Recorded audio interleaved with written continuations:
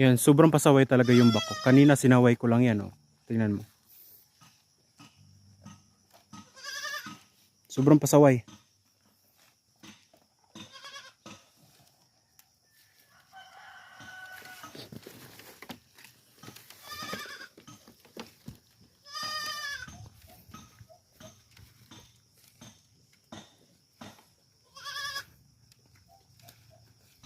Pag maganda talaga yung panahon tapos dito mo sila sa labas pakainin, yan.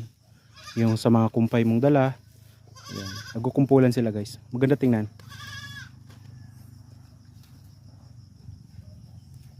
Tapos meron din dito. Yan, meron din dyan. Pero mas pag pinakawalan sila, mas gusto nila dito sa open.